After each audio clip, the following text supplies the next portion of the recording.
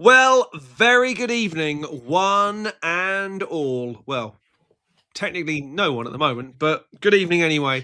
And welcome to the Studio Rats Q&A Live number 282. My name's James Ivey. And I'm Paul Drew. See, I interrupted you, Paul. I'll let you go last.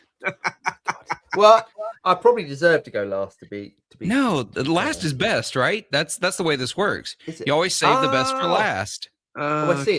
It's like the bands on a concert like this. Oh no! Because in a concert, the singer always introduces themselves last, and it has nothing to do with their talent. It's their ego. I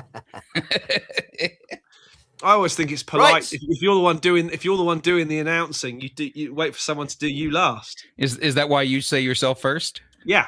Okay. Because in the words of that song, it's all about me. It is. Love it. I don't think they know that song. Yeah, probably not. You are all very welcome along song. to our weekly takeover of the interwebs. It is the pre-NAMM gathering. It is. Oh my gosh, it's next week. I'm excited.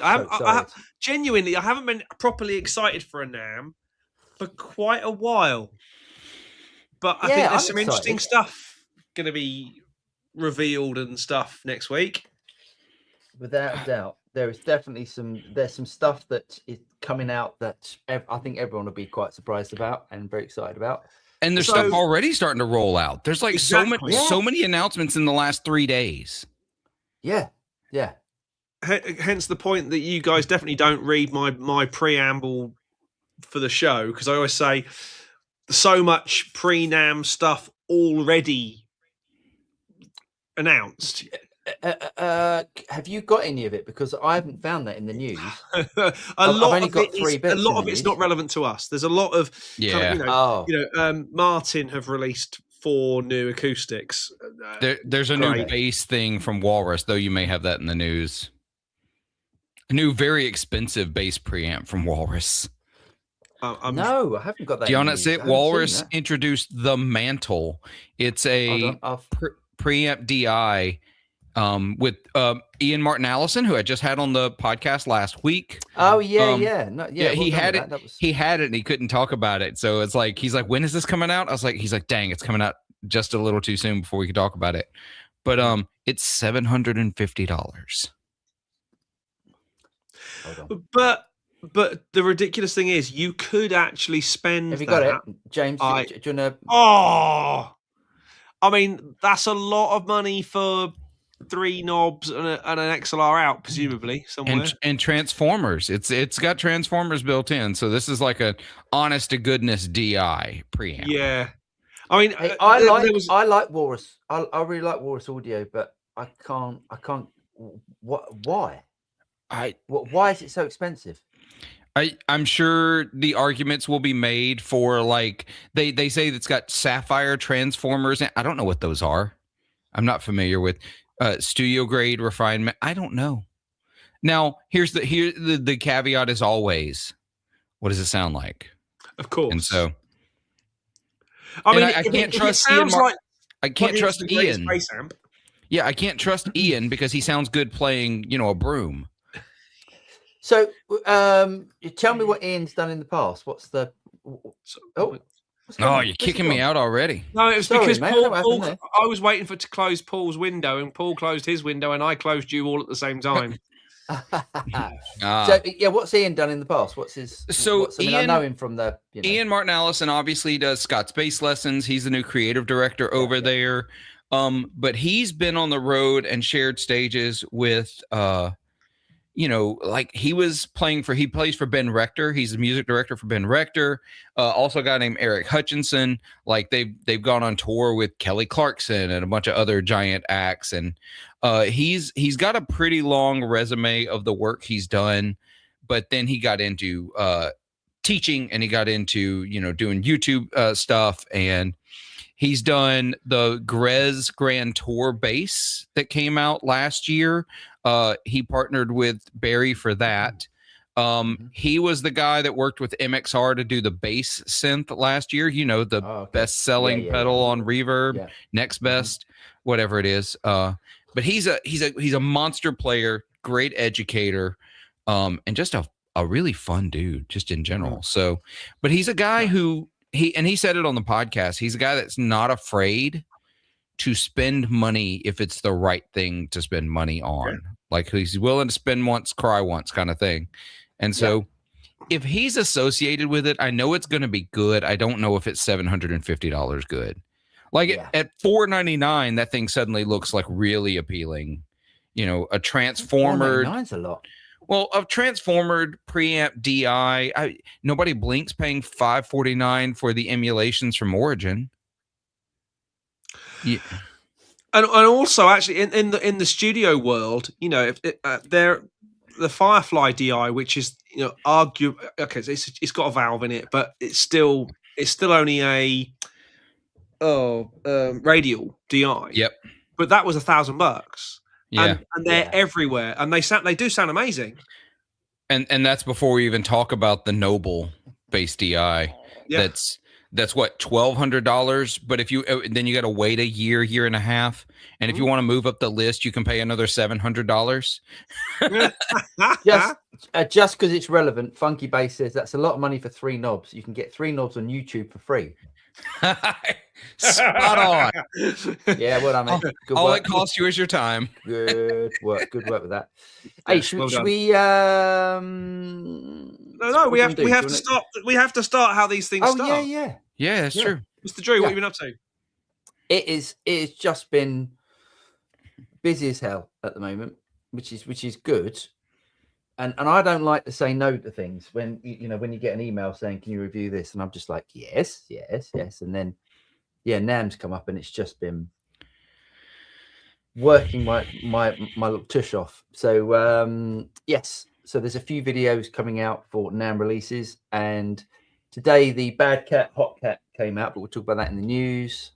Yesterday, the Jam Pedals Retrovibe Mark IV came out. And then I can't remember what I was doing last week. There was a couple last week as well, and it's been really busy. So it's So what about yourself? NAMM prep again, getting videos ready for that can't go out until we're out there, and obviously, they've got to be done before we go. Just trying to get all my ducks in a row pre-NAMM and get some other stuff sorted out and get some more captures done. I think we put 5 packs out last week in the end. Ooh, wow! Busy week. That's a lot of work. Yes. But worth it, you know. The we're getting lots of lovely feedback from people, and it's all going well. But that was a large chunk of my week was recording guitar amps, which you know. Hey, woe is you. So, there are worse jobs to have, you know. Yeah, it's not a hardship. Yeah. So for me, I put out a video this morning. Finally. Hey. You putting my money where my mouth is and getting some videos done. What's that new year, new me thing? I don't know. Put out a video about my Dr. Z amp and why I think they're underrated amps in the market right now. But I tell you what, Paul, I watched your Bad Cat video, and I did not like putting out my video with my playing when you're putting out that video. Sounded killer. You are tripping, mate. Your playing was awesome. There's and I'm not sort of I don't know what you call it in the US. What do you call it when you blowing smoke each other? Oh, yeah. But there's that one little riff at 6 minutes. You have to show me that. I wish I could. That's one of those things that's just ingrained. I don't even know what I did. That is my pick up a guitar. That's the first lick I play or some variation thereof. So of course I'm good at it. I've played that thing 4 billion times, and my wife's sick of hearing it. I'm going to slow it down on YouTube to, -10. But that Bad Cat amp is something special. It sounds so good. Oh my gosh. And but yeah, it's NAMM prep for me too. I've got my episode in the can for this Friday. I'm working on getting an episode for next Friday. I'm going to put out a podcast episode during NAMM for all of the folks that can't go to NAMM. I'm going to try to get another video in the can for Wednesday. I don't know how long I can actually keep up with the podcast and a video every week thing, but I'm going to try. Because you have an do you actual not video job, the podcast? You don't video the podcast. I do, but I don't have to do a lot of editing for that, thankfully. So yeah, I mean, when I listen to it on Apple podcast, whatever it is. Yeah. Well, thank you for doing that. I didn't know this. No, it goes up on the YouTube channel. So there is a video that goes out in the channel every week that there's an episode, but YouTube doesn't give two flips about hour-long podcast. They're not pushing that to people. I actually think I spent more time on the thumbnail for my video than I did recording the video itself for the Dr. Z, because I'm like, I've got to figure out how to trick people into clicking this. Behind the curtain, y'all, that's what you do. You have to trick people who don't know they're interested in this into clicking the video. I hate Canva. Just go and buy Canva. I do. That's what I did it in. That's what I did it in. Yeah. I'm terrible at thumbnails. Paul will tell you. My thumbnails are horrific. I'll tell you what. I learned some tricks. And after we're finished, don't let me log off before I tell you the trick. I'm gonna up your game. Awesome. But yeah, one more thing. I did get something new. I forgot I had, but I got this. This is from Summer School Electronics and Super Cool Pedals. It's a collaboration.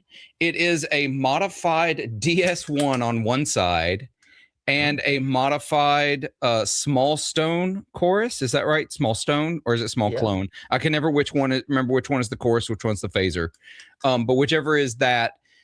So they call it Smoking in the Boys' Room. This is sort of their homage to Nirvana tones. And so why hold on, Smoking in the Boys' Room is Motley Crue. I know that doesn't make any sense. So I know it is, but Super Cool Pedals. Actually, they didn't write the song; they covered it. That's a cover for them. That's from like the 60s. I don't remember, but it's a cover. The idea was, so with Summer School Electronics, all their art is like school related because he's a school teacher, is his day job. And then Super Cool Pedal does a lot of smoking references in his pedals. That's like a whole thing. Super cool, like, yeah. So this is what they came up with for the name of the pedal. I get the objection, but it sounds fun. It's grungy. Like if you're expecting your like high gain rock and roll tones or your bluesy tones, it's not in this box. This is like grungy. It's a DS1. You get what you expect and a chorus. So I do love it. Nice. It's a lot of fun. Cool. But yeah. Excellent. Let's get into it. Boom. The Outer Limits rocks. Holla, gents. Here's a challenge for 2026. You guys should collaborate on an instrumental track. It would be great to hear what you find players can come up with. We should. Let's do it. Dibs on bass. We should do that. Fair enough. No. I think it's basically everyone playing guitar. I think is what. No. I'm drums. Well, that's basically what we do anyway. That's basically what we do anyway. Isn't it? Hey, we should all play. I should play drums. I'll blow a solo on it. I should play drums. You should. I'll play keys. I can play keys. No. You got to pick the instrument you're worst at. I'll play keys. I'm the worst drummer ever. I mean, we can have that competition one day. That's my of the instrument. No, I have a mandolin. I'll play mandolin. There you go. Because y'all don't want me to play my violin. I only still own that thing because my grandfather gave it to me. I can only play one tune on mandolin. It's Rod Stewart. Oh, nice. Maggie May. Nice. Yep. That's still good. Hey, Phil, before we go any further, this is completely change the subject. Your reactive load. Yeah. Because at the back of it, you've got a non. You've got a non-IR line and an IR line. Yes. Stick those two into your X-Effects. And then you can either use the X-Effects cabs, which are arguably brilliant. I mean, that's what I do with mine. Yeah. And it works really, really well. So that's a really good idea. And then you get all of the effects from the X-Effects, but you're using your amps, but with all the cool effects from the X-Effects. I like that. I'll set that up. We'll make that work. Yeah. Anyway, awesome. Next one. Stuart Alexander Young. Hi, Brats. Just wondering if you guys have ever had a chat with Arno Dilia or played through one of his amps. everyone who reviews one raves about them, and they sound awesome. I'll go last. Phil, have you ever? So I had a phone call with Arno about a week or two ago, maybe 3 weeks ago now. We talked about it over on the Guitar Nerds Gear of the Year. I do have one of his amps on order. So cool. I have right now. I have the single 25, which is that amp that's out that everybody's seen the videos of Paul David's playing, and now Joe Bonamassa has one, and Josh Smith has one, and Keith Richards is playing through one now. So, but he just put out a new amp this week, or late last week, early this week. He's doing a take on the ODS style cascading gain circuit. And so he's calling that the Special 25. It's still single-ended with a KT 150. And he's told me if I want to change my order to that, we still have plenty of time for that. And so I'm struggling. But they seem amazing. Everyone I know who's touched one says it's a life-changing experience of an amplifier. So, but I've not played one. Well, wrong? I've never heard of them. Yeah. Oh no, it's great design. So he's done these. Yeah, it's fantastic design, and he's brought like a Fender amp into 2020, 2025, 2026. So he got in contact with me and was going to send one over, and then Paul Davis did a video, and he didn't need to anymore, so he didn't send one. And then he got in contact with me, and then I saw him he approached me at Guitar Summit and said, I'll get you the amp, and I was like, okay, great, and still nothing. So I don't know. To be honest, I heard a demo this week. So Andy Guitar Geek played through it. I did a review of one. I did not like the drive sound at all. I didn't either, to be honest, and I don't know how he got there with the drive sound either. Nobody else has made it sound like that I've heard play, and that's no shade on Andy. I love Andy; he's one of my favorite people. But I don't know how he got to that sound, because it's a clean amp, so it's not really meant to be pushed quite that hard. So I don't know. I think of it as a pedal platform amp, and I know that's a derogatory term. I said it in my video earlier today that I put out.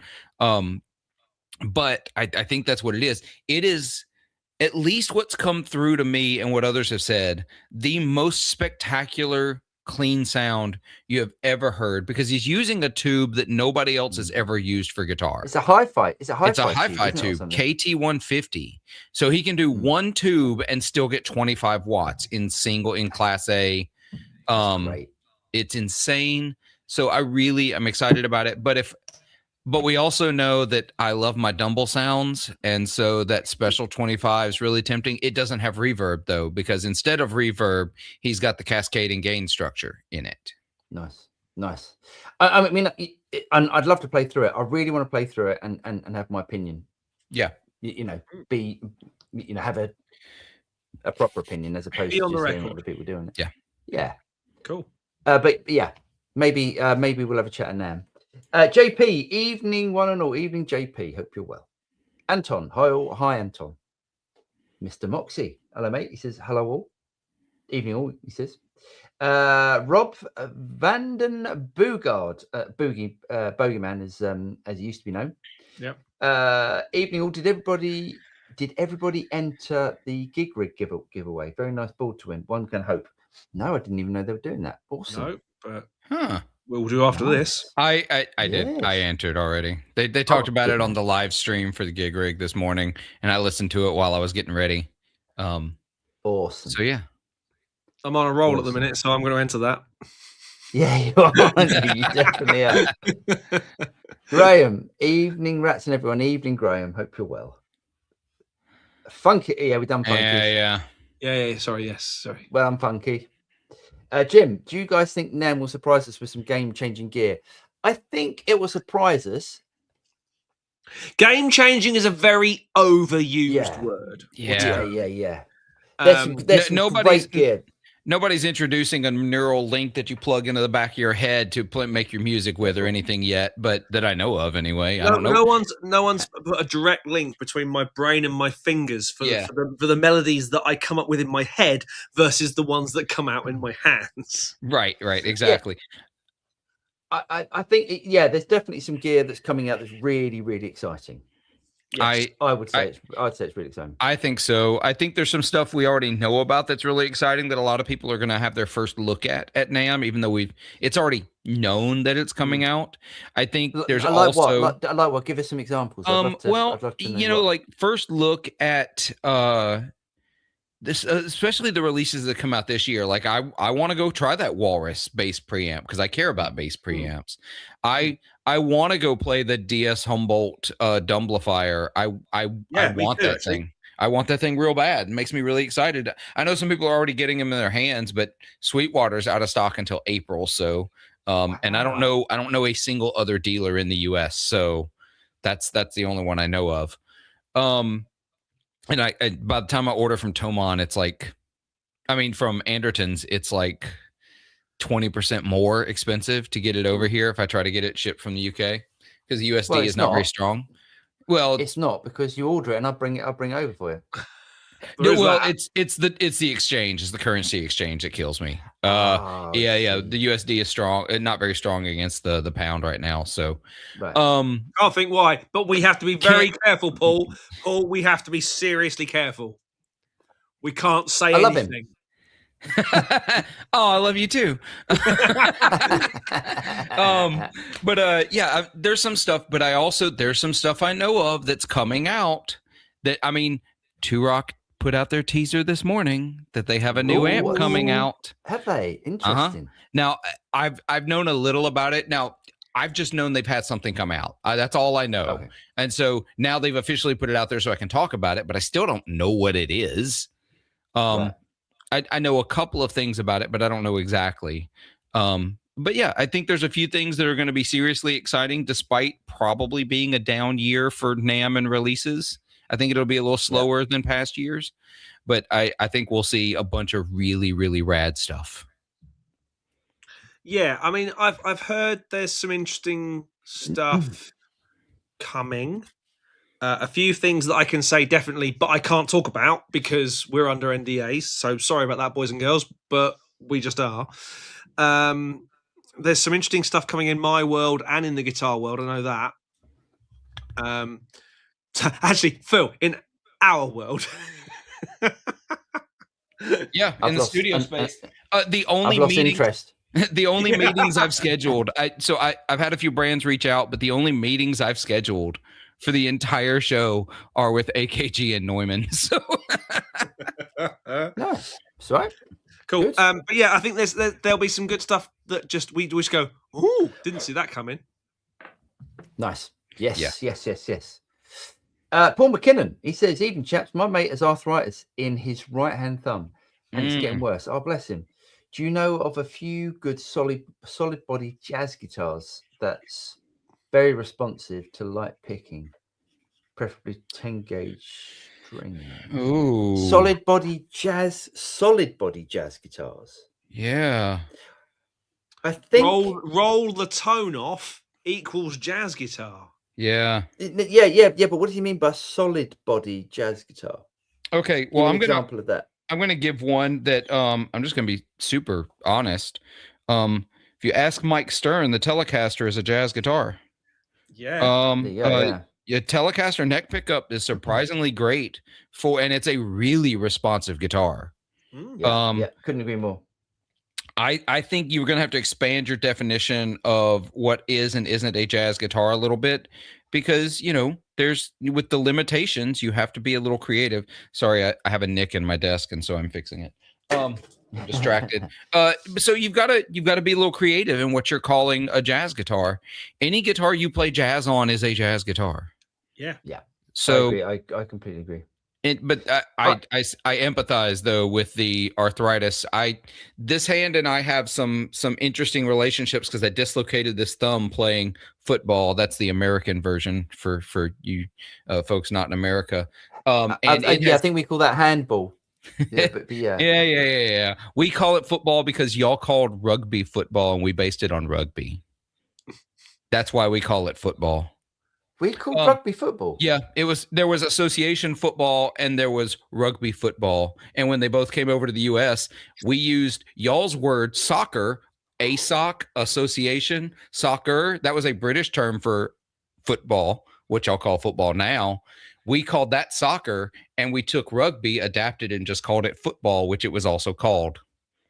I have no idea what's going on. Yeah, sorry. This is American lies as far as I'm concerned. Next, Phil is going to tell us why they call that baseball Rounders game the World Series when only they play it. Canada plays. It's not only them. Canada plays, and so does Japan. And Japan. Well, they play the game. They don't get to play in that game, particularly though. But no, back on topic here. I empathize with the thumb issue.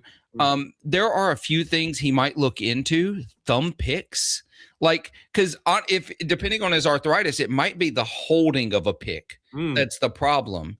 And if he learns to pick with a thumb pick and just his thumb, that might help him play, a wider variety of guitars. Yeah. Also, I would associate jazz with quite a light touch as well. Yeah. Yeah. I do too. So I would say the thumb pick might work. I'd also, look at, I hate the look of them, but Strandbergs, if it's, you might find because of the position you can get on them, because of the ergonomic design and the ergonomic neck. Yeah. If you want to call it that, he might find it. I mean, he might have to change his opinion on, I'm imagining because you said solid body jazz guitar, he's probably quite fixated on what he would play. He's thinking on a big jumbo Gibson cutaway type thing, right? I think it's got to look like a jazz guitar. It's got to look like. Oh, sure. No. Do you know what I mean? If you turn up to a jazz gig with a BC Rich, you're going to be told to bugger off, aren't you? I think that's the sort of opinion. But possibly a Strandberg. I mean, I think comfort over style. Comfort over aesthetic. I think, if it's I can play this guitar in a jazz style because it allows me to play it because of my condition versus I've got a $15,000 vintage big body Gibson thing that I can't actually play. And I even think there's a Strandberg model called the Jazz. I don't know. I don't know why. I think there was. Phil will have opened that website by now, and it's probably just the way it's voiced or the pickups. Yeah, they do have one called the Jazz. It's a semi-hollow with an F hole, 2 humbuckers. That's it. Let me have a look. You're now going to put the link in, and I'm going to bring it up. Oh, you're going to do that? Are you going to bring it up, James? Yeah, because Phil can do it. Well, Phil can do that as well. Right, yeah. it'd be much quicker than I will. Boom! There we go. Oh, actually, that's quite nice, isn't it? Yeah, it's not bad at all. That's the nicest looking Strandberg. I would easily the best looking Strandberg I've ever seen. As we've mentioned the boys from Scott's Bass Lessons. Does someone need to go Strandberger? Oh my god, Strandberger. Yeah, it's. Yeah, I mean, that looks great. Yeah, it does look pretty good. Actually. It almost looks like a proper guitar. How much? Let me see. 2,399 USD. That's not an insignificant amount of cash, is it? That's a lot of money. It's not. It's a lot of money. It's a lot of money for an Indonesian built guitar, I imagine. But if it means you can still do the thing you love doing without pain, or then it's worth it, isn't it? And incredibly light, and I just see the way that it sits ergonomically. You can sit it like a classical guitar. Yeah, I prefer the natural finish, if I'm honest. Yeah, me too. Yeah. I'm trying to see if it's got the neck, it's got that enduro or whatever they call the neck. And if you are a jazz player, the chances are you're going to be a thumb down the middle kind of chord player, as opposed to us rock and roll blues boys with our thumb over the top. Yep. Do you know what? I'm being an idiot, aren't I? It's not about the neck. It's not about his. It's not about. No, it's his right hand. It's his picking hand. Sorry, yeah. So even. Anyway, it's an option. Anyway, yeah. But yeah, Telecast, get a Telecaster. You'll have a lovely time with a Telecaster. Yeah. I say if it's good and you can get and you can get loads of different neck widths, for Telecaster. Yeah, can't you? And you just get a thin line. Yeah. JP Brownsville Station wrote "Smoking in the Boys' Room" back in '73. Dang. There you go. Yeah, that's it. Thank you. I'm glad I knew, but I knew somebody would know it.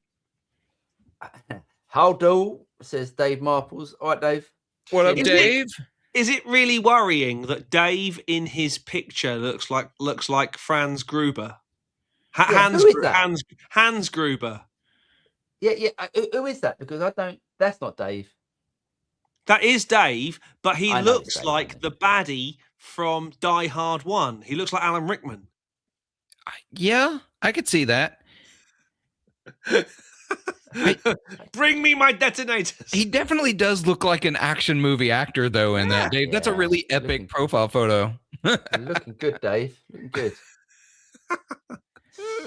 Josh, great demo of the new bag at Hot Cat. Thanks, mate. Those guys make incredible amps. Love my Jet Black. Yes, they do. Cheers, Josh. Anton, he said Chris Buck is introducing his signature Yamaha Revstar at NAMM. It's poly, not nitro finish, apparently. Hope it's reasonably priced. So we're all invited to the Yamaha event. I'm not sure that we're going to get there because we're flying in on that day. Yeah, but yeah, there's a Yamaha event at the House of Blues, I think, isn't there? Yep, I'm gonna be there. I'm gonna be there on Tuesday, so I'm gonna go to that.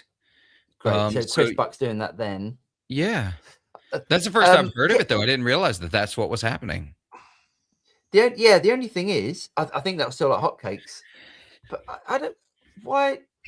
I'd want a nitro one. Yeah, me too. Me too. If it was nitro, I'd buy it. I wouldn't buy a poly version of that. Mm-mm. It's just another Revstar. That's exactly it. But the Chris Buck model on a nitro finish, like Chris plays, I'd definitely be interested in that. Blind Man Gary, hello mate. He says, hello. Hope everyone is having a good week. My cat threw up all over my guitar pedals, but oh no! Luckily, it was nice chunky puke, so easy to clean up. Silver linings and all that. Oh mate. Just make sure you don't power them up until you've got them all dried out. That's all I'm going to say. Nasty. I spent a couple of hours or an hour or so with Gregoire today, and he's in pet issue hell at the moment. Yeah. So yeah. Rob, he says also news from Norm's Rare Guitars is sold to the owner of Carter Vintage. Oh. It happened. They announced it about an hour ago, and I feel like I need to mention it's sold to the new owner of Carter Vintage Guitars, not the original owner of Carter Vintage Guitars. Walter Carter, who owned Carter Vintage, sold to TNAG. I'm just going to call him Tanag. Tanag. Yeah, sold to them. I'm gonna say something controversial. I do not like the store since they got bought. It lost the vibe. When Carter Vintage, I mean, I'm literally wearing a Carter Vintage hoodie right now. When that store started and when Walter owned it, they were the place to find player grade vintage guitars at a reasonable price. Since they have been bought, they moved location in this nice new shiny warehouse style space. It lost a little bit of the character of the old location. That's fine. Places move, whatever. But the other thing that also changed is they now, instead of pricing at prices players can afford, they try to set the market on the value of vintage gear. I'm just, I've been saying this privately for a while now, but I may as well say it publicly. That's just what I think has happened. I don't feel like it's a player's place anymore. It's a collector's store now. Okay. That's a shame. What a shame. It is a shame. Yeah. So I worry now that that's what Norms is about to become as well. And I think for us, as the guys who get to come to LA once a year, it's a treat to get to Norms. I've only done it once just because of the way flights and everything work out, but it's a treat to get to do the Norms trip. I've never been. I've never made it. I'd still like to go. Yeah. At this point, our very own vintage guitarist to join us. I'm in so much trouble saying that. Ladies and gentlemen, Vinny the Axe. What's up, Hey. What's up? Hey, Vinny. How you guys doing? All right, mate. Yourself? Good. You guys hear me right? Good. Yeah. You're a little bit quiet. Little quiet. Your volume's up. Yeah, nudge. He's I gotta learn how to adjust this right. How's There that? we we go. go. Perfect. That's perfect. That's perfect. Hey, before Vinny tells us what's going on, We do you should wanna do we this. just had a Yep. yeah, just do that. TX Texas Les Paul 30. Thank you very much, sir. He says I get a horrible squealing when using my Fryette PS100, no matter where I stand or where I put it in relation to my amp. Any ideas? I get a horrible squealing no matter where I stand, no matter what I play. So that's neither here nor there. Okay, check your cables first of all. Yeah. Are you definitely using? I mean, I don't mean to be, teach teaching Granny, how to go on, suck because eggs. we need to say we need to say the obvious stuff first. Teaching Granny how to suck eggs, but make sure you're using decent quality speaker cables to go from your amp to the Fryette, out the Fryette into your speaker. Are you actually using a speaker cable as well? That's what I just said. No, but not just using a good quality cable, but as in not just a guitar cable. You're actually using a speaker cable, because a guitar cable and a speaker cable are different things. That's what I said. Didn't I say speaker cable? Did I not say speaker cable? No, I might you be just wrong. said cable. You just said cable. Oh, sorry. Yeah. Make sure you're using speaker cables. Guitar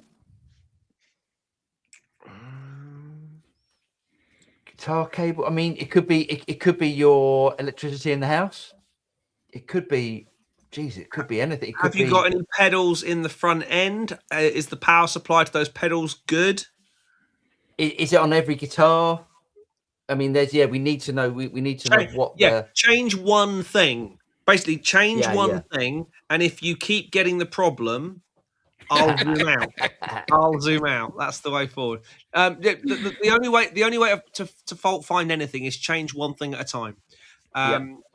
Guitar first. I mean, well, make sure you got the right cables first. Yeah, one cable at a time. If you've got alternative, you wouldn't need alternative amps, would you? Because that's the amp. Is that the PS100 is a? Yeah, the PS100 does have tubes in it. You could have a microphonic tube really bad and it's starting to fail. I don't think it's got preamp tubes in it. PS100. I don't think it's got any. I think it's got any 12XL. I think it's just 6L6s. Could have a bad power tube.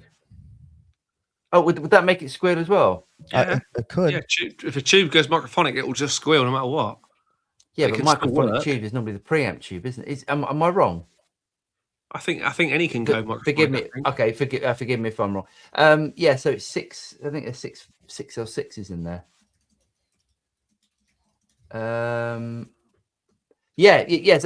So the guys are right. So tap the tubes with a chopstick, pencil, something.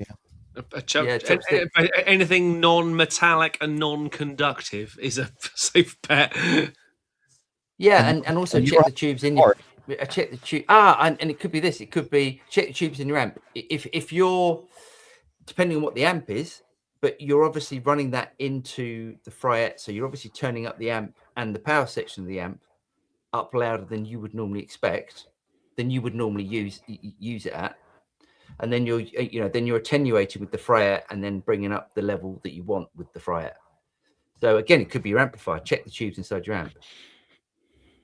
And Phil, are you just driving the level into the Fryette too hard? Try bringing down the output on the amp a bit.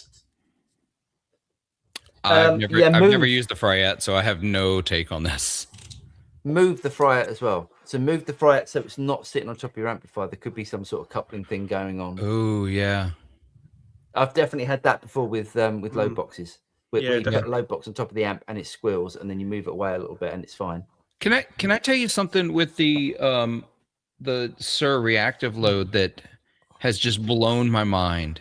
Is that so? When I had the Captor X and when I've had a couple of other units, but most recently Captor X, I still had to kind of manage how loud I turned the amp up, because no matter how much I tweaked the captor, it would overload it if I was sending too much of a full signal. I plugged my RSA 20, my BTR 23 in today, cranked the master, cranked the preamp, never clipped the SIR. Never clipped it.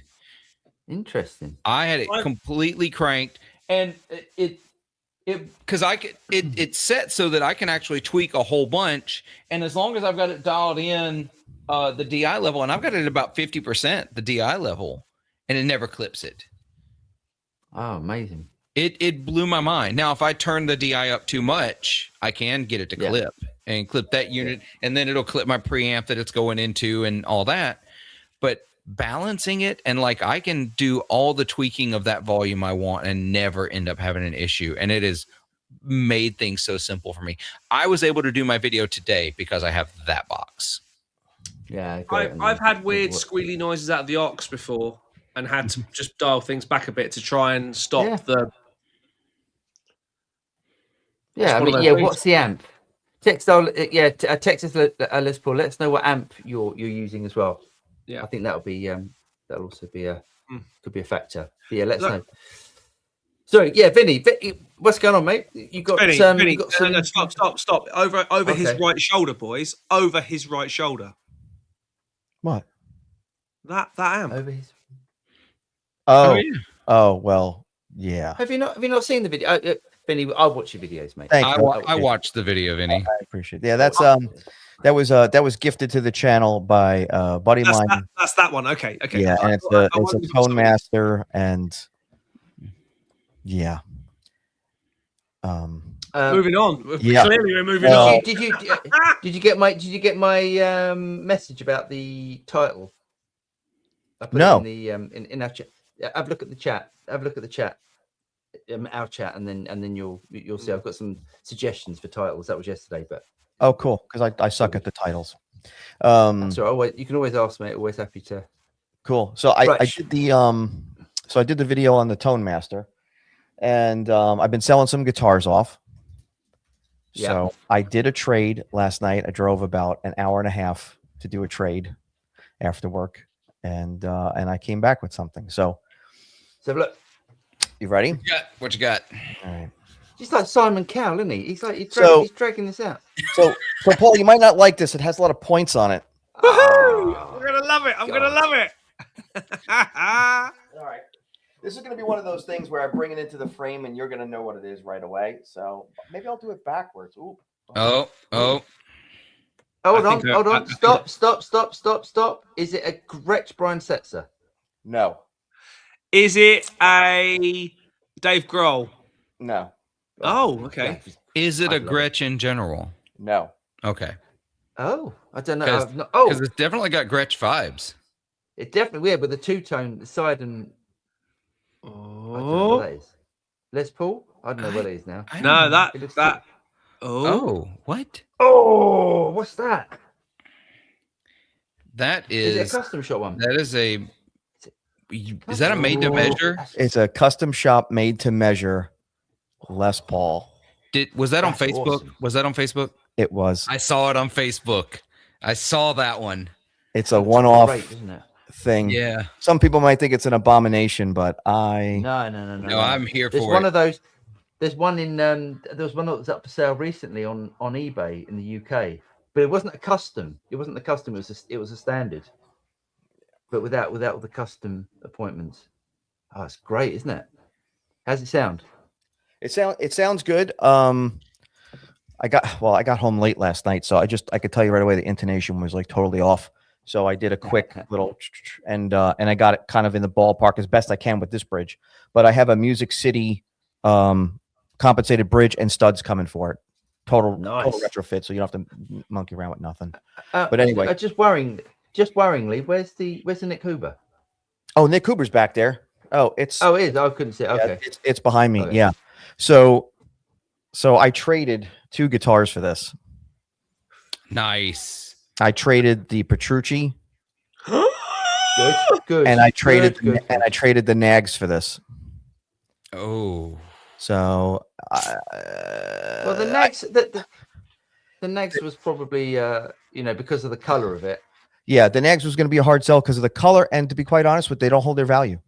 No, they just do not hold their value. I mean, that I seen a retailer that's got that same pink guitar that I had for $6,000 retail, and there's no way. I would be lucky to get 2,500 for that guitar. There's a dude on the gear page who has been trying to sell a Nags in coral, like coral pink. He has been trying for like a year and a half. I think he's down to like $2,000 for it. Yeah. So I figured, you know what? I know realistic because I sell a lot of guitars. I know what I was going to get for that. And what this goes for is a lot of coin that I would never like be able to like fuss up. So I thought it was a good trade, and I was looking to build a Warmoth like this with the wraparound bridge and all that. This is a much better move. Yes. Yeah, it's nice, man. So I got this, and I can't show and there's an and. There's an and. I was looking for Les Paul Jr. Nice. And I wound up getting and I don't have it here yet. I wound up getting a double gold made to measure Les Paul Jr.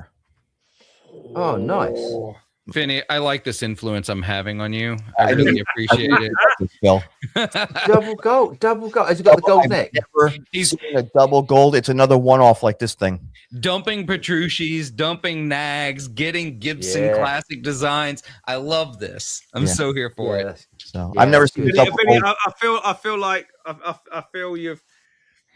you're leaving my pointy guitar school. I know the V is up for sale, and the two Ibanez gems are up for sale. But this is how I bought the Junior.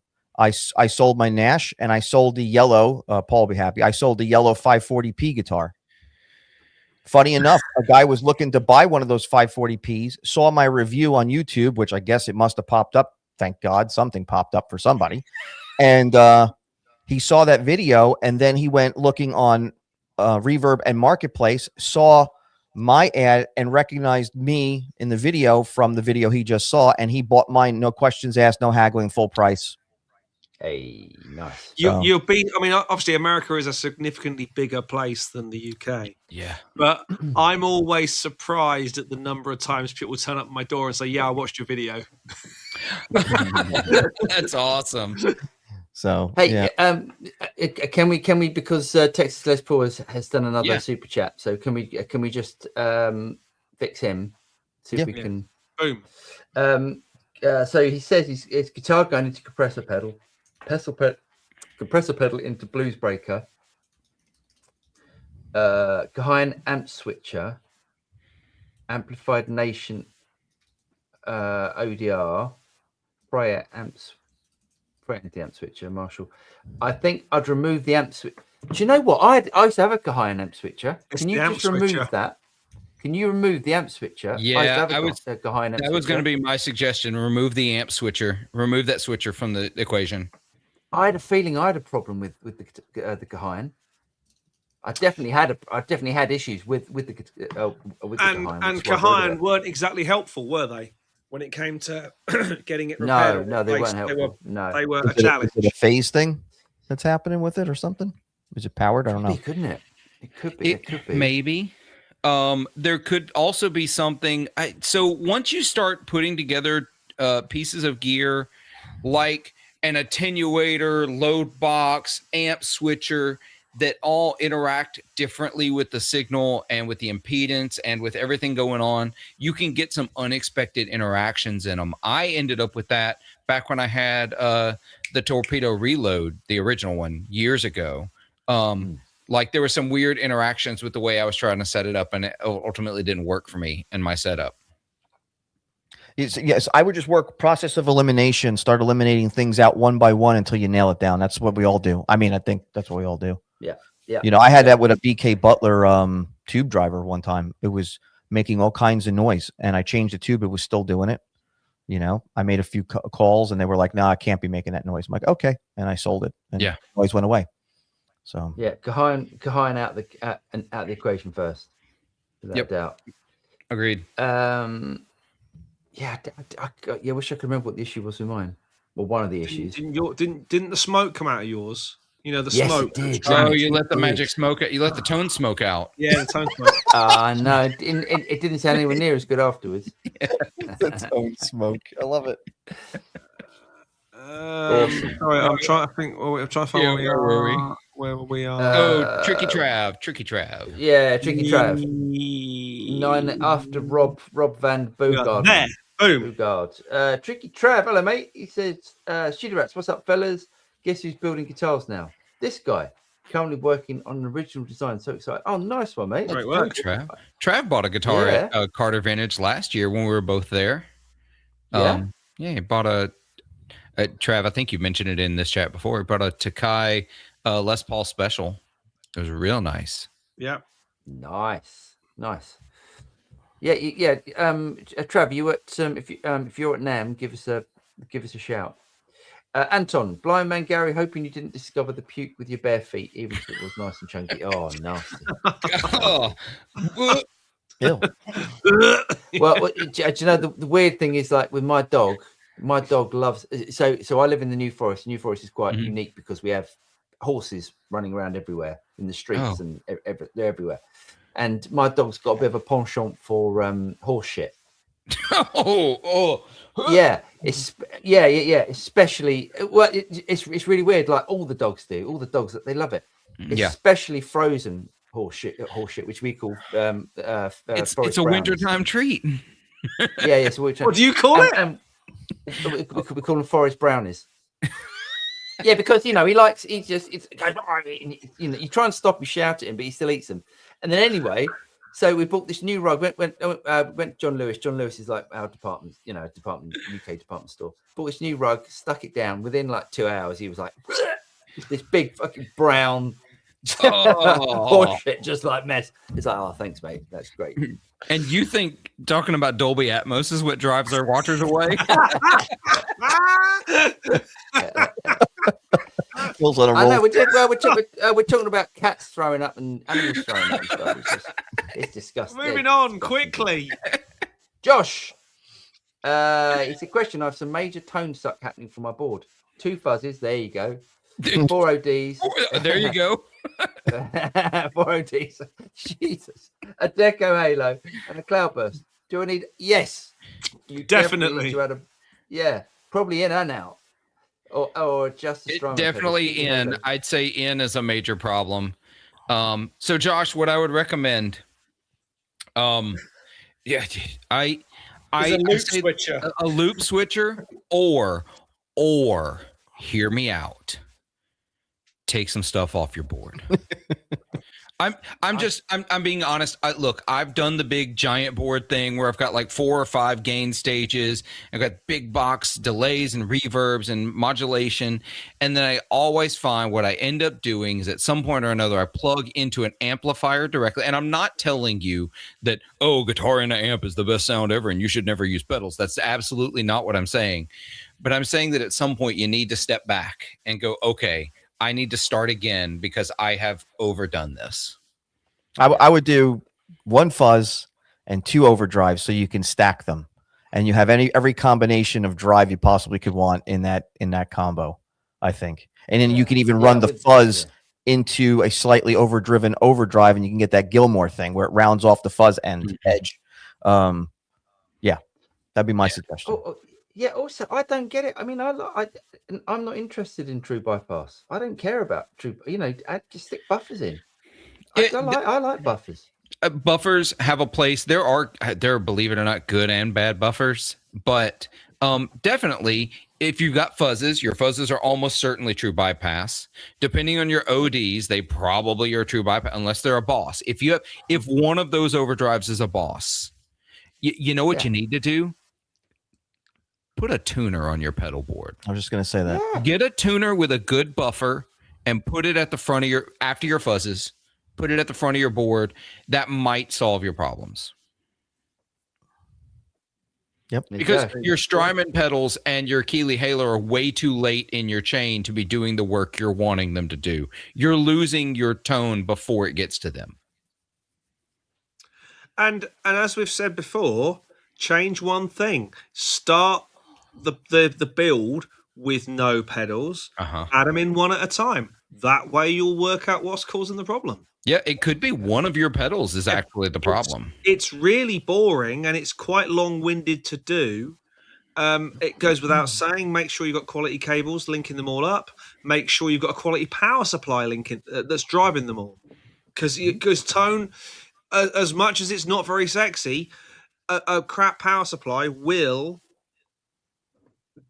suck the tone from good places. I pulled the halo off mine, not to talk garbage about it, but I pulled it off my board. Sorry. I thought it just changed my tone a little bit. I didn't like it, and that's why, not to be a fanboy of blue guitar, but I love that the blue guitar amp is on the pedal board, and I have the shortest effects loop chain as far as cabling goes, because you don't have to run it to the amp head. The blue guitar is the amp head, if that makes any sense. Total sense. Hey, Chaz from Electric Gale Works. He says, looking forward to seeing everyone at NAMM be working at the Cornif audio booth again. Stop by and say hello, Chaz. We'll do, Chaz. Chaz messages me from time to time as we talk about weather and stuff. Chaz is in upstate New York, which apparently has some snow. Lots and lots of snow. Some snow. I mean, we're talking, I think he said I shoveled 10 feet to be able to get on the drive. And I'm like, we don't see that in 10 years, let alone in one flurry. Yeah. I haven't seen any snow this year. There, it would go up to your waist. Yeah, definitely. Looking forward to seeing Chaz and his lovely wife next week at the NAMM. Funky Bass, Howard Roberts Fusion or something. I can't remember what it was called. Was that a solid body? Yes. Good. Was it? I think all suggestions are valid, I would say. Yeah, definitely. Necon 1989 says, even gents, I've bought a Gretsch Silver Falcon. Easily the best guitars that I've ever owned. I'm stoked. Nice one. Yeah. Very nice. Some days I kind of miss my Falcon, but not really. Oh, solid body jazz guitars too. I heard a little bit of you guys on the way in, and I would say, you know what, build yourself a Warmoth, right? That's the only thing I can think of quality parts really, and build a telly body with a couple of humbuckers in it. You know, Lee Retnauer used to play a couple of different types of tellies all decked out, and you don't get any more like jazz than that, I guess. You know what I'm saying? Mm-hmm. That's my opinion on that. Good shout. Yeah. Or actually, Joe, a thin line telly with those wide bucket, the wide buckers. Is that what they're called? Wide range humbuckers, yeah. Wide range humbuckers. My Jap telly with wide range sounds amazing. It's a great jazz guitar. Yeah. All good suggestions. Yeah, all good suggestions. JLBX, good afternoon, JLBX. DMAC, hi guys, what would you consider unacceptable tuning stability for a Strat with a floating trem? What would you consider unacceptable tuning? I'm constantly tuning trem, but anything that's not in tune is unacceptable as far as I'm concerned. Yeah. I mean, if you can't get through a song, it's a problem. That's just.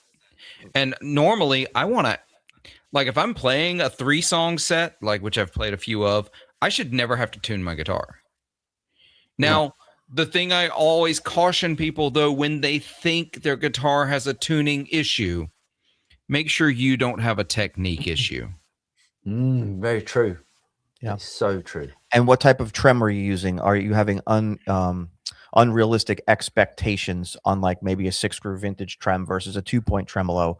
You know, is the tremolo set up properly? Does it have the proper lean forward? You know, people think that a 6-screw tremolo in full floating should be almost flat to the deck. That's not how it's supposed to be. It will never return to pitch because you have a piece of metal riding on screws. It needs to have a forward cant to it, and that all depends on how you play and everything. And also the nut could be the culprit. That's one of the biggest culprits in tuning stability. You know, what is the nut made out of? I've seen guitars that have elixirs, and the elixirs kind of like cause friction with the coating on the material of the nut, causing tuning instability. So depending on what the nut material is made out of. That's interesting. Are you thinking about your my PRS? Yeah. Yeah, my PRS the other day was like, I couldn't. Like, the G string kept going. Yeah, it was going ding ding ding. Yeah, it was going. Like, what's going on? I did, and I changed the strings to Elixirs. So I mean, it's fine now. I just put some nut, whatever it's called. Yeah, I think there's Nut something with sauce, that nut coating, and if you and going back and forth, and depending on what the nut material is, I think it causes friction, and it causes a tuning problem. Just my 2 cents. Also, the strings you use. Some strings, depending on the brand, the windings on the lower strings are thicker than windings on the same gauge on a different or smoother, I should say. The windings are smoother feeling. So, like for instance, I'm just going to pick the two major brands. If you grab a low E string on a Diodario versus a low E string on an Ernie ball, the Ernie ball is going to feel smoother to your fingers than the Diodario does. I can't tell you why. I don't work at the factories, but I could tell you, I could pick them out every time. Yep. Interesting. Even guys, have you tried the Fender Studio Pro yet? No, still haven't tried one. Nope. No. They don't mean the Tone Master Pro. Fender Studio Pro. So PreSonus Studio 1 is now Fender Studio Pro. So it's been relabeled and they've added a bunch of stuff in. So Fender is not at NAMM, but Fender Studio is in the PreSonus booth in the Pro Audio section. So they've announced this change. You know, they bought PreSonus a little while back and they hadn't changed anything. This is their first change that now they have a DAW.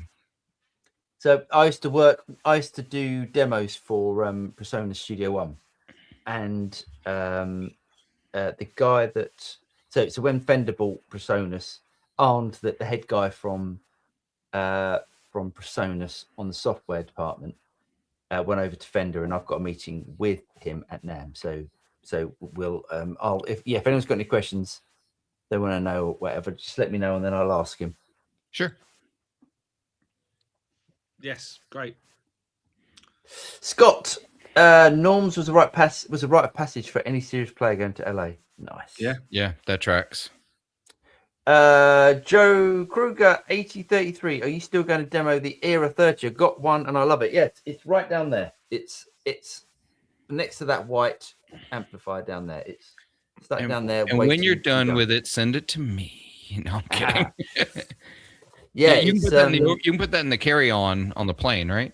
Yeah, it's heavy. That thing's heavy compared to the Hot Cat. Yeah, it's much heavier. Sent of a wheelchair. He says, I've heard from a few different people that I bought guitars from, etc., that Norm is a bit of a jerk. Oh, has anyone heard? Found out similar. Hoping it's not true over here. Anyone? I've never met him, but I've heard both versions. Like, he's a super nice guy, and some people say he's a jerk. He could just be one of those people that has a personality that comes off as short to some people, you know. So I had a dealing with, not talk ill of the dead, but Ed Roman back in the day. Oh man, what a jerk! And that went. Oh bad. My god! And that went bad. What a complete. Who's Ed Roman? Ass. Who's Ed Roman? So Ed Roman had a huge store in Vegas, which is all you need to know. Yeah. Wasn't he the? And he used to be part of Steinberger. I think he was part of marketing or something, and bought out all their overstock. And then he was putting together Steinbergers from parts, and building his own stuff, like building his own things. And I called him one day because he had Steinberger bodies and necks stacked up on shelves left over from the factory. And you would call in to get a price to have one put together. So, I called up to try to get Steinberger. I wanted an original 80s one. This is like 20 years ago or whatever. And the guy was just an ass to me on the phone, like real jerk. And I was just like, listen, I just want, he's like, yeah. He's like, well, what are you willing to spend? I'm like, I just want to know what this body and this neck costs. And like, what would cost to have a complete guitar or the body parts. He's just like, well, these are expensive guitars. So, and he just kept going on. And I'm just like, I just want to buy a guitar from you. And it didn't even, he kind of like told me off pretty much on the phone. Yeah. Like, what a bad end. He also was a service mod center for BC Rich. And also there was an amp company that I think was based out of the shop too, that this is how I found out about Ed Roman. Was years ago, somebody was offering a trade on this amp, and I can't remember the brand name right now. But I asked, just like we do, just like what we're doing here now, but it was on forums then. I asked, hey, has anybody heard of this amp? I've never heard of these. This guy's offering me this trade. And it proceeded to be 2 pages of people saying, avoid, avoid, avoid, avoid, stay away. And every one of them mentioned Ed Roman and dealing with him if anything went wrong, which it was likely to do. So, yeah, no. Stay. So some people have that reputation. Some people it's undeserved. I think some people that people say are jerks, they aren't actually jerks. They just, it's like when I'm going to talk to U.S. folks here. It's like when Southerners meet Northerners and we think they're nice is being crass, and it's not. We're just overly syrupy, sweet, and nice in the South, even when we don't mean it. Yeah. and we don't know how to fix it because we don't know what the word crass means. So there's always an impasse. This is true. Yeah, sorry, I went long-winded there. Right, one more before we do the news. Vincent Gillan Grigori says, evening all, running late. You're sounding great. So much so, I've just hit the like button. Well done, Greg. Yes, so we always forget about this because it's not on our list of important things. Yeah, it's not. So if you're getting something out of this, please give it a like.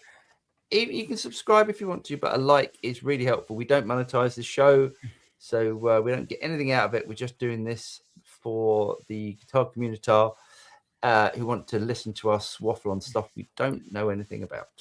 One week ago, and I quote, James, I'm going to be better about this year. Yeah. Here we are, an hour and 7 minutes in, later than usual. Yeah, it didn't work out, did it? Okay.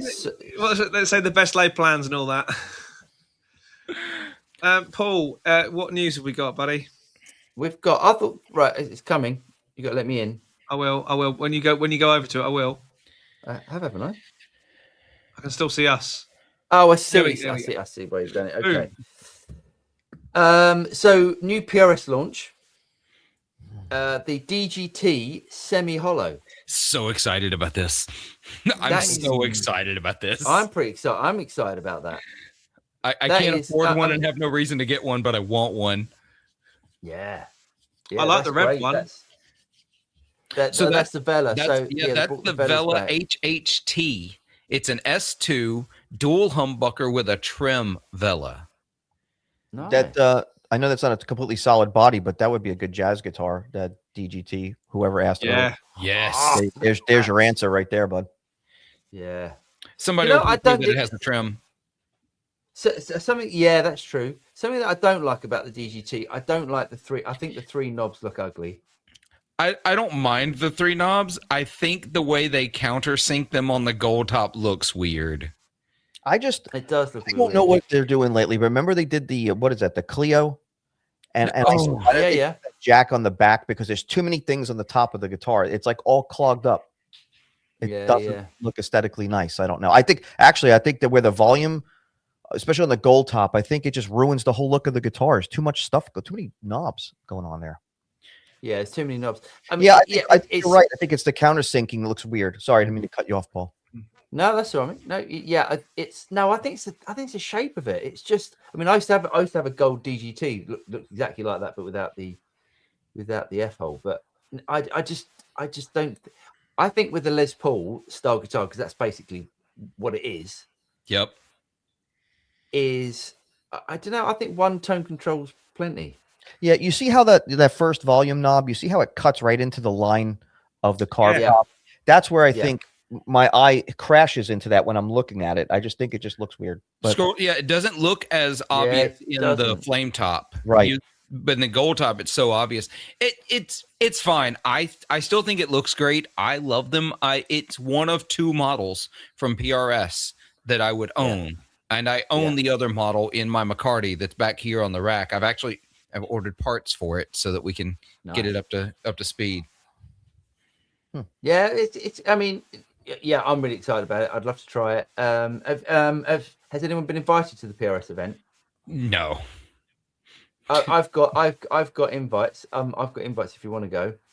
I might be interested. They invited me last year to the thing, but not this year. Yeah. So I think they realize they don't know who I am.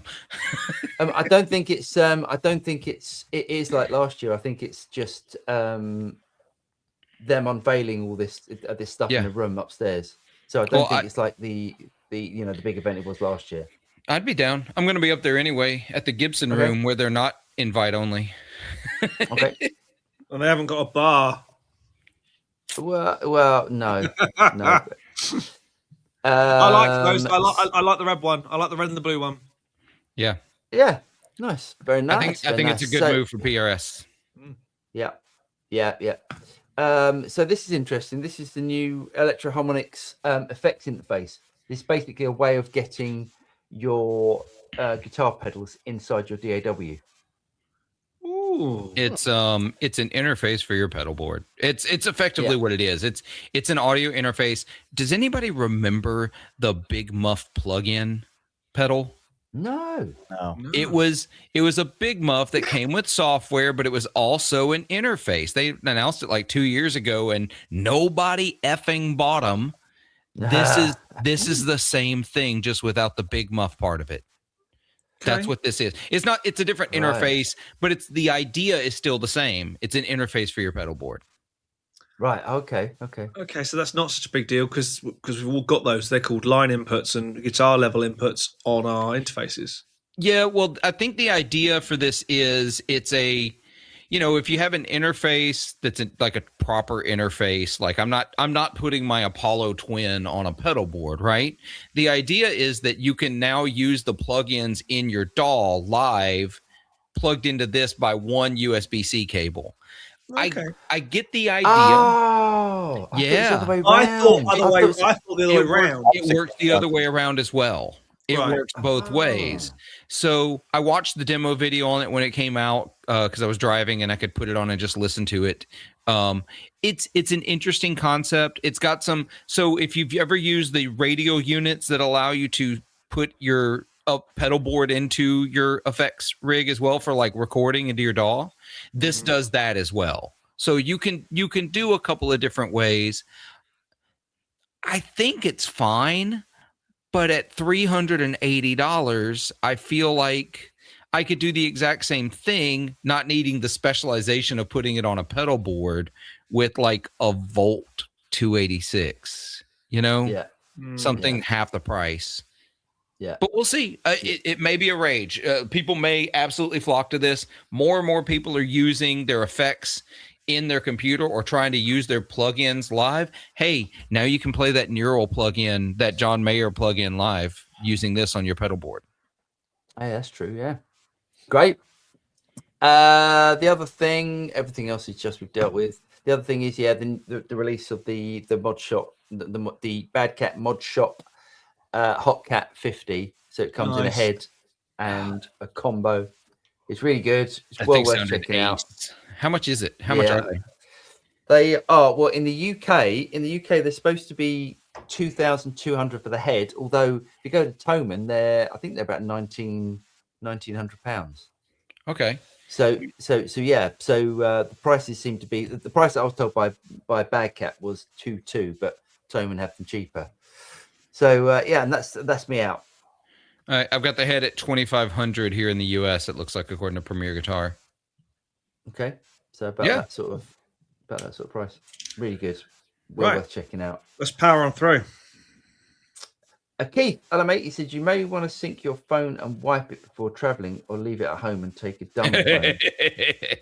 You're talking about your social media coming to the US.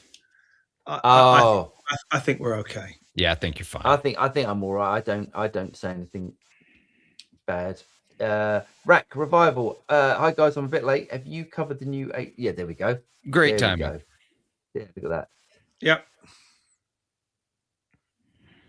Simon says my old Helix is about to clap out and I need a new modeler. Have never been able to ditch my valve amp because of sound quality. What sounds best in 2026 and what would allow me to leave the amp at home? It all depends on your budget, first of all. Yeah. So let us know your budget and don't do anything till after NAMM. Ask us Ask us next week. Yeah, always. Any questions you're talking about your rig, and this goes any year. This isn't like saying we know things. Always wait till after NAMM before you start changing things. But yeah. And also, if you're asking us specifics, like I'm getting a buzz or it's howling, tell us what you've got and how you're using it, as opposed to us having to say, can you give us some more info? Just putting it out. Yeah, I think also if you're used to using a Helix, I think, if you haven't even, tried the new Stadium, but if you're used to using an old Helix, I think you'd be quite surprised on how much things have moved on. Yeah. From the old I Helix. was when I went to the Fractal, because from the Helix, I was like, oh, this is a different world. Yeah, I mean, if you got the budget, go to Fractal. UT Prem says, if one played the same amp on the Core Cortex and the FM3 blindfolded, would one be able to feel and hear the difference? Yes. Yeah, definitely. Because they're not it's not the same. I mean, if you're saying a Core Cortex and a Tonex, if it was modeled and captured in the same way, you might struggle a bit more. But the FM3 is a modeler; it's not a capture device, and the Core Cortex is a capture device. But even if you're talking about the models that are inside the Core Cortex compared to the FM3, they're different. They're going to be different because they're different people's interpretations. Yep. Basil, it's not herpes, is it? What you came back with? on Vinny's road trip, his trade. Oh. Blue Pencil 99 question. I have a Bogner Goldfinger SL, very nice, with a matching cap. Should I swap it for a modeler? No. Or add a modeler to it? If so, which one? Again, leave it alone. Yeah. I think if you love that amp and you sell it and you get a modeler, at some point you'll plug. If you kept it and you plug it in, you plug the amp in again. You'll go, oh, this feels great. This is, I missed this, and it's the same. So you'll go. If you're like me, you'll swap between amps and modelers all the time. But I don't think you should. If you love the Bogner Goldfinger, it's a great amp. I wouldn't sell it. I hate that I think of things this way, but I do. I don't like the idea of selling a piece of gear like a guitar or an amp to buy a digital product that will inevitably be in a landfill. I agree with you. They depreciate and become worthless. Yeah, I hate that I think about value, but if you're going to get a modeler, you need to be like, I'm buying a modeler. It's like buying a television. It's going to depreciate and be superseded later. Tube amplifiers don't do that. And that Goldfinger you got is never going to go down in value the way a digital product's going to. Yeah, it's true. James, can I just share something? You certainly can. So when? Now. Ooh. So that's the one that's for sale in the UK. This is the one that's for sale in the UK. So. And it's not double bound. It's pretty. It is pretty. It's pretty, isn't it? It's pretty, isn't it? Okay, imagine having to pick out the piece of wood that has to be the top on a guitar that that's terrible. Most of the top is going to be visible. Look at that. That's a terrible match, isn't it? Yeah. Awful, isn't it? No, it's like, oh, we're only putting one pickup and a bridge on this. I better find the finest piece of flame maple that I can find. There was a guy that posted 3 guitars like mine, obviously different colors, and he posted one, and then he even said in the ad, I'm going to be posting a couple of more, and they're anywhere between used, I want to say close to $5,000 all the way up to almost $7,000. Wow. They're insane. I'm not going to tell you what I paid. Well, I told you I traded for this, but the guy had it listed for $6,500 on Reverb. Mm-hmm. This guitar sure did. So, wow. Yeah, nice. Basil, that's a thick boy. I think he's talking about your the guitar. Yeah, your Les Paul. Yeah. Is it thicker? Is it thicker than a normal one? It looks super thick because of the binding. I think gives a false illusion. Yeah, it gives you an illusion of it being thicker. So it's Les Paul custom thickness. Yes. And, I'll tell you what, I didn't know Les Paul Custom was thicker. It's 8 pounds and a few ounces. So it's actually it's not a tank. They look thicker because of the binding. Normally a Les Paul rounds off on the back, but the binding keeps sharper corners, so it makes it look thicker. Yeah. I'll tell you what, the mother of pearl inlays are absolutely gorgeous in this, and I'm not a Gibson fanboy by any stretch. I think their stuff's expensive, and I see a lot of crude work on some things, but I will say that the inlays are gorgeous on this, and so is the ebony fingerboard. It looks so good. Now I tell you what I don't know, because I got the certificate of authenticity thing, but you don't get like a build out sheet like the shop floor traveler that you get with the custom shop. So I have no idea what pickup this is, but it's very hot.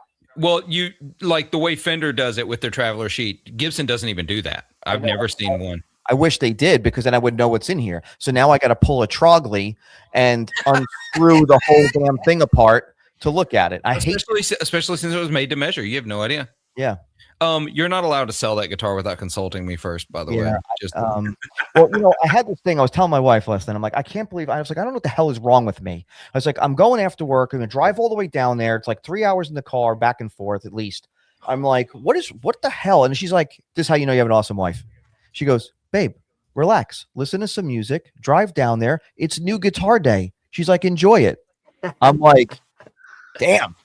I'm like, I like it. I need to clone her. You know what I mean? Yeah. But yeah, I showed her this. She's like, that's beautiful. She's like, I would get it. So meanwhile, I'm eating at 8 o'clock at night at a Wendy's, right? Like an hour from home because I was starving, and I'm the only person in the place, and it looked like a derelict dump. And I'm like, you know what? Any minute somebody's going to come in here with a Uzi and just shoot the place up. I'm going to be killed with chicken tenders in my hands. That's my thought process. The irony of that is because I feel like I play with chicken tenders in my hands most of the time. so you're obviously going to be changing the pickup on that. It seems pretty hot. I lowered it last night, but again, I was tired. I haven't played it since, so I just got to revisit it. But it doesn't seem to be a custom bucker to me. It seems like it's kind of hot. And I have noticed that a lot of the Gibson custom made to measures and stuff like that, they're putting the 490 series. A lot of the guitars, and I'm like, like when people buy those, they usually rip those out and throw them in the trash can. So I don't understand what's going on lately. Why would you do that? Unless I'm missing something, but I've seen it on so many of them now in the custom shops. That's crazy. So I think, to be honest, I think it's because they know people will change for their preferred pickup. And they don't want to pay the upcharge to have Gibson do it. It's like back when you could change the RAM in your Mac computer by yourself. You buy the least RAM, because to get Apple to upgrade the RAM is 3 times what the cost of the RAM would be for you to do it yourself. Yeah. Get it from Kingston for a fraction of the price. Right. And I also think maybe, I wasn't thinking clear last night. I did a lot of travel. It was really late when I got home, but I was also thinking that maybe I lowered the pickup and it cleaned it up a bit. I think because it's so close to the bridge, maybe that's I'm getting more of like a higher timber out of the pickup. Yeah. And that wrap tail is a whole thing. I love that though. Me love too. it. Well, that like when I put the compensated one on there, it's going to be the bomb. And I can't wait to get the double gold junior. I'm so excited about that. I cannot tell you. Yeah. Yes. So what I'm talking about. I love it. Yeah. Nice. Can't beat it. I love it. Yeah, just a single reptile piece. Brilliant. Yeah, me too. Okay, next. That is the next one. Yep. Oh, sorry, Josh. Josh says cool guitar, Vinny. Kind of reminds me of the Jared James Nichols. It does. Yeah, it does look like the same color, isn't it? As a Jared. Yeah. Here, I just want to show you guys this. Oh. Let's go. Hold on. That's what I'm talking about. Here's the back shot. Oh. Yeah. That is yummy. That's really nice. That's really nice. I've never seen that ever. Yeah. Love that. Yes. Give me some of that. Yeah. Love that. It'd be interesting to see what you prefer. Yeah. I'm going to tell you. I think the bridge. The junior. Yeah. Because those P90s in the bridge, just single P90, just sound so good. I've got a junior style on the way from Barry at Grez Guitars. Yeah. So I've got one of his Mendocinos. Here's what I like about the humbucker opening. You could do so many things with that. You could buy a P90 humbucker sized pickup and put it in there. You can get a ring that puts a Telecaster pickup, a single coil in there. You could do so much stuff with that route versus being stuck with the P90 route. Yeah. Meanwhile, if you have a P90 in there, why would you ever change it? I know you were going to say that, but work with me. Why would you change it? It's the perfect pickup for it. Yeah. Ret Revivals, Simon 3608, definitely Fractal. TSR will agree with me. Yes. I mean, you know, if you got the budget, without a doubt. JP, Vinny's new Les Paul reminds me of the Joe Perry one, except Joe's gold top has a Wilkinson trem, if memory serves. Yeah, I think it one of those, didn't he? Does it? Yeah. Oh, it does. Look at that. Blind Man Gary says, how much difference does it make when people hype your videos? When you say hype? There's a hype button now. Somebody hype mine. So somebody I'll do it right now. So if you pull it up in the app, if you pull it up in the app, I've hyped Paul. Hey, thanks, mate. Where the chat shows up, there's you can do the chat, or you can do let's see, Vinny the Axe. There's your video. So slide to the right where the chat is. To the left. Yeah. And it gives you the option to hype the video. Oh, cool. Yep. And hyped that video. Look at that. Oh, yeah. And I think all that is it's like algorithm points. Is all it is. Right. Oh, yes, please. Yeah, please hype away. Yeah, I'm gonna have to say that now. Give us a hype. Oh, man. Yeah, I know, right? Yeah. Wow. Please hype and subscribe. That does sound kind of hype and subscribe. Ridiculous. Wow. Yeah, okay, cheers, well, bud. Yeah, I don't know yet, but give us a hype and we'll let you know. So yeah, that's the thing, Blind Man Gary. We don't know how much it matters yet. We don't. We don't know. But don't believe the hype. Oh, I see what you did there. That's a classic track. Nikon, how come the modelers versus tube amps for live use debate is so old, but people still have interesting things to say about it that I never feel bored discussing it? I think because it's so diverse, isn't it? There's no right and wrong. That's true too. There's a brilliant bit in Mr. Beato's interview with David Gilmour where he goes on about the Zoom 9030. I think it was a 9030 that was used on some of the Division Bell solos just because that's what he had and he plugged it in and he made the right noise. Yeah. You know, that unit is a lot of years old now. Yeah. And still makes a great noise.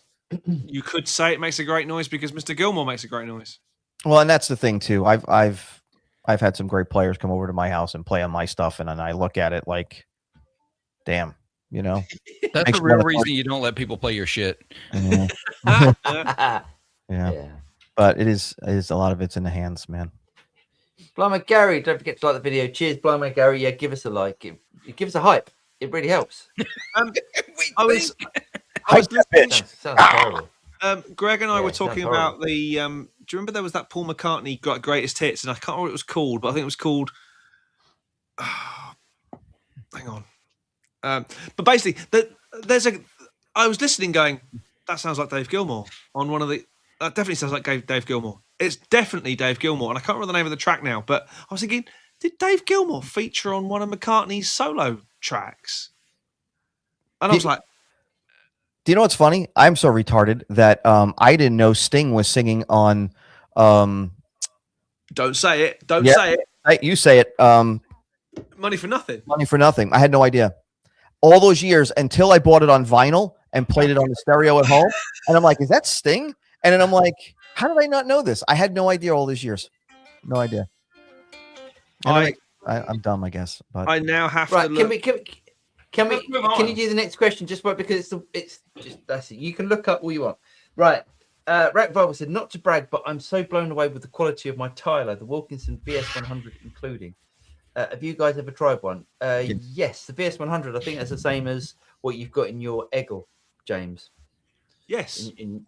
Yes. Right. Yeah, great. When they're set up well, they're brilliant. Yeah, I had VS set up on a war mod build. It was their top end one, and that thing stayed in tune and moved really smooth. And I've played that thing night after night after night after night on ships and stuff, and it's never been a problem. Yeah. Speaking of that, this Wilkinson on my K line is phenomenal. It is phenomenal. It is the smoothest 6-screw tremolo I've ever played.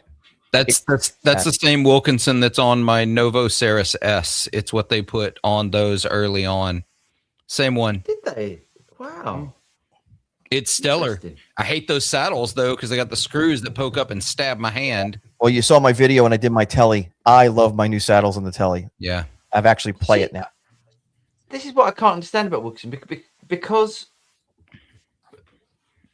it seems to me that it's turned into a budget brand. You got to figure out what tier it is. That's the thing. You have to dig deep to find the high end tier of the tremolos, because like you're saying, a lot of times they're on budget stuff and it's the budget tier. Yeah. Trems. It's like Bigsby. I mean, it's like the B7 versus a B700.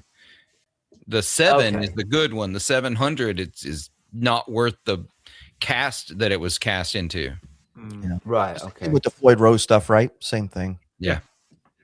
Yeah. Basil, I hear I'm here solely for the horse shit.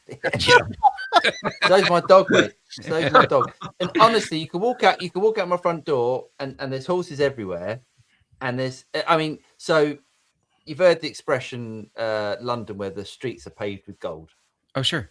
Yeah. Yeah. So there's an expression around here, Brockenhurst, where the streets are paved with shit. Because it's literally there's horse shit everywhere. I'll tell you what, you're not selling it, mate, to be honest. If my dog, it's great. It's only horse shit. It's great. If my dog ate horse shit, I would never let it back in the house again. I would excommunicate it from the house. It would be gone. Like it's only horse. I mean, horse shit's just grass anyway, isn't it? Really, it's not like shit. It's not like dog shit. Should we stop saying the shit word? You're not selling it.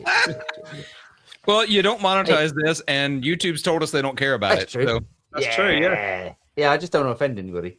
Yeah. If you're offended by that word in 2026, I got other things to talk to you about. Yeah. There's that. Hey, I've got some other words. Andy, my family had a couple. My family had a couple of friends with ranches, and our old dog would eat the horse apples too. Horse apples, good one. Yeah. My dad would say, "It's just grass. Don't worry." There we go. It's just grass. Don't worry about it. It is true. It is just grass. Yeah. If it's now our horses. This is becoming equestrian talk. It is, but there's no. They just eat the grass that's in the forest. So there's no. There's no. They're not eating chemicals and stuff. I long for the Dolby Atmos days.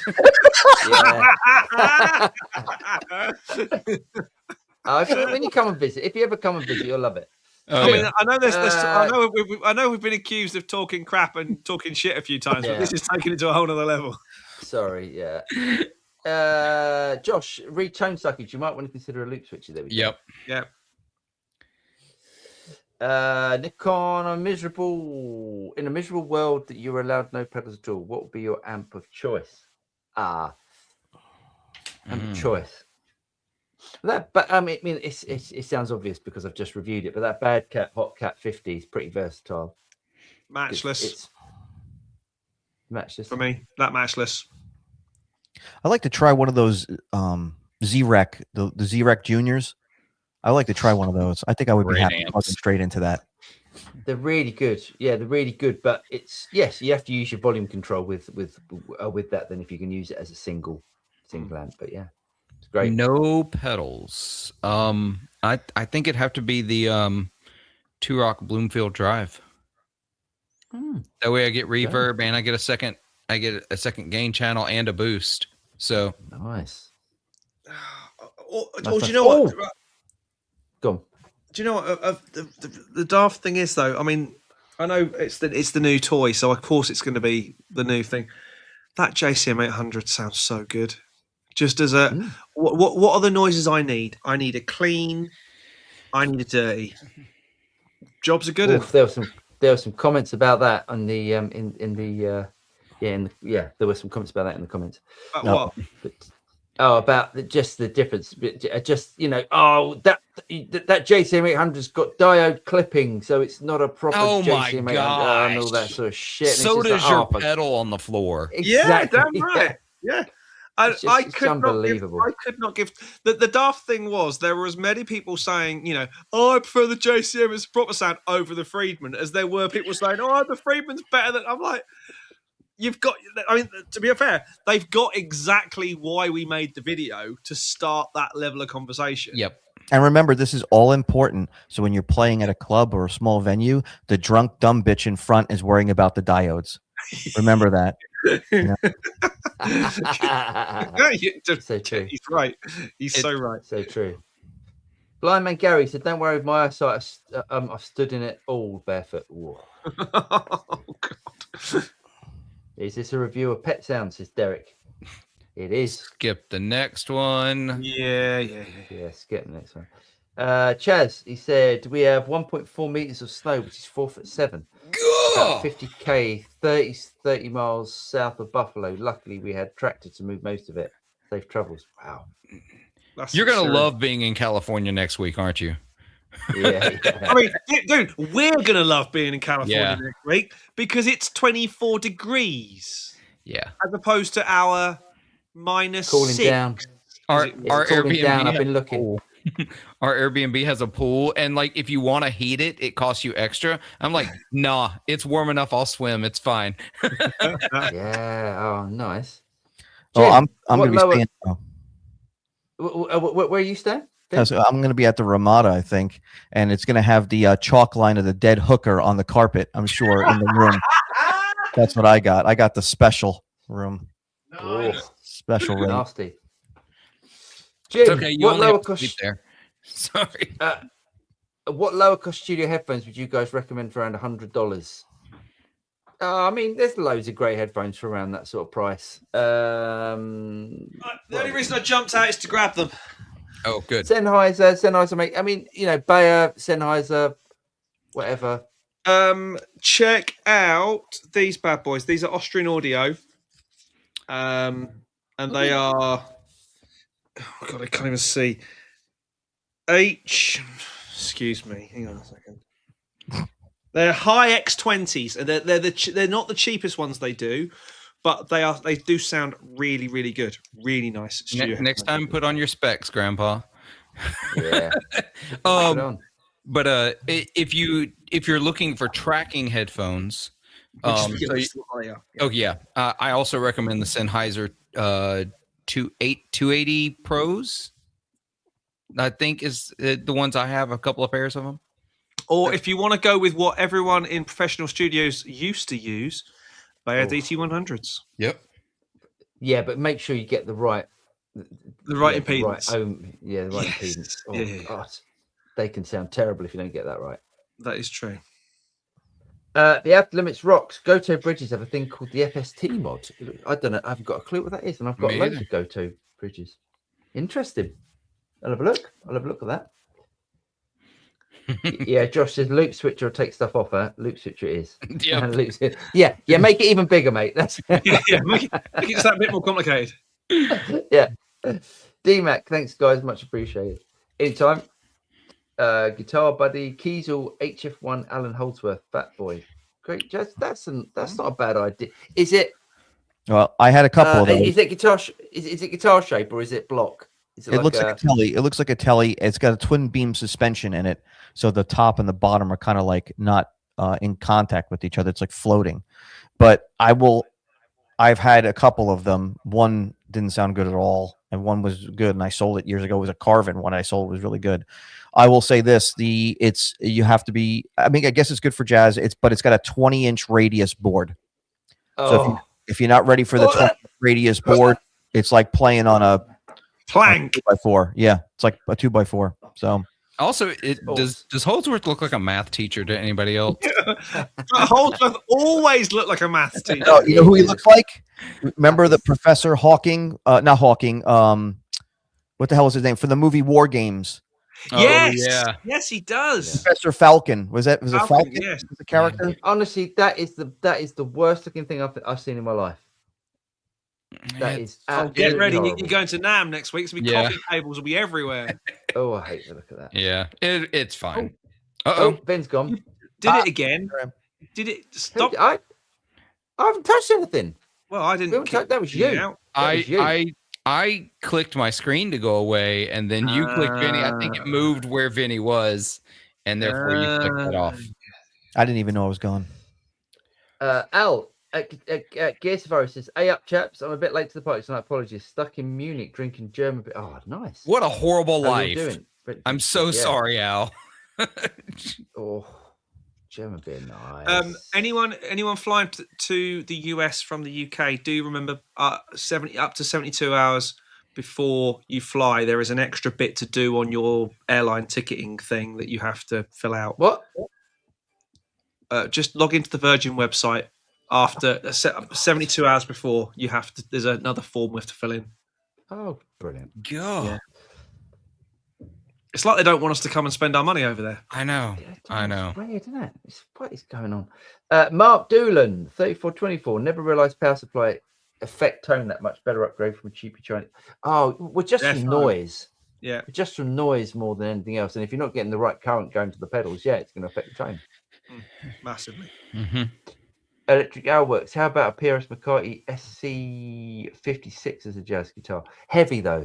Yeah, it would do it, though. But it is heavy. Just that they tend to be heavy. Watch out, keep staying Steinberg, and you'll end up Dennis Sapka. It's true. Andy Yates, was Roman the guy that was lying about guitars being US made? I think that sounds familiar, but there was some controversy. Some stuff was coming in. I think if I recall back in the day, there was a KDH video about him a while back. I seem to remember. There was also even when Grover Jackson was with GJ2, he had some guy helping him with his company, and they were making guitars overseas as well. And instead of them saying "Made in the USA," they were putting "Made on Planet Earth." on their guitars. People were getting pissed about that too. Keith, I see Fender created a range of audio interfaces, unique selling points. They have preamps, they have AD converters, and the connectors are on the front. There we go. Yeah, like everything else. Yes, Fender. It's just rebranded. It's just rebranded personas, isn't it? Yeah, that's exactly. And the persona stuff's great. So don't think just because it now says Fender that they've spent 2.5 years in R&D. They haven't. The persona stuff sounds great. Yeah. Chad says we have a Bad Cat Little Giant 5 head that sounds great. It normally lives in our keyboard room to power a Leslie Cordo Vox rotary speaker. Nice. Mr. Casardi's in. He says, mega belated hello to the rats and the axe and 40 watt Phil. Hello, mate. Hope you are well. Yeah, personally, I'd wait to sell the amp if your funds allow. This coming from someone with a QC and an FM9. Hey, guys, I need to make a phone call real quick. I'll be back in just a bit. Go on, mate. All good, mate. All good. It will feel different even compared to a good hardware unit. Yes, it will. UT Prema, are you guys expecting any breakthrough modelers to be announced at NAMM this year? Can't say a thing. I mean, breakthrough. Who knows? Really, really cool? Possibly. Yeah, listen, there's some good stuff. Yeah. Willie Hardme. Yeah. Oh, Willie. Hope you're well, mate. Simon, 2K budget. The Helix is so easy to use as a multi-effects pedal, but I'd like to be able to leave the amp at home. Tried a few times and spent all night tweaking sound. I like the if I had to do all everything, I like my Quad Cortex, but it's funny, the day I got my Quad Cortex, the AM4 came out, and had I waited a day or two, I didn't want to return this. I think it's fine, but I would have done the AM4 and the VP4 in combination with each other, because I could always split up the units and use them for something else. But I think it'll be a killer rig, you know, an expression. Yeah, it would be. I mean, yeah, the Helix. If you don't mind editing on a computer screen, the fractal stuff is second to none. It really is. And that's why we went on Cortex, because it was just simple for me to learn. Yeah, the Core Cortex got a great screen on it. It's really easy to use. The fractal stuff is not as easy to use, but it sounds great. The Outer Limit rocks. Read tune stability issues. Goto has a thing for the 510 trem called the FST mod. You've done that one, haven't you? No, it's another one, but I don't know what the upgrade would be, but Jim, all the best. Cheers, Jim. You too. He played with him live at the start of 2000 and played some rock. What are we talking about here? I don't know what that's about. I'm guessing this is Gilmore playing with McCartney. I see. Yes. Cheers, Jim. JP, Jovi Gilmore has done a whole album with Macca, Run Devil Run. Plus, he's on quite a few single Macca tracks too. Yeah, it was a single he was on, and I went, oh, you could totally tell it was. It was very, very obvious. Didn't Macca put together a supergroup with Dave Gilmore and Ian Pace at one point? Don't know. If he did, I'll have to check that one out. UT said shit too many times. Might not get through US immigration. I'll tell you what. When I went through immigration over the UK years ago, they ask you the 5,000 questions, and meanwhile my ex-wife was British and stuff, so they got to go through the line, and I'm stuck. Yeah. In that, and the guy was asking me like, what address you going to? I'm like, I don't know. And they're like, I'm like, help, and so I'm asking the question, like, oh, listen, I'm on vacation, blah blah blah blah blah. And the guy was such a jerk to me. He took my passport, he whipped it at me, and it bounced off my chest. It took every bit of my being not to climb over the counter and knock this dude out. I couldn't believe it. I was like dumbfounded that he did that.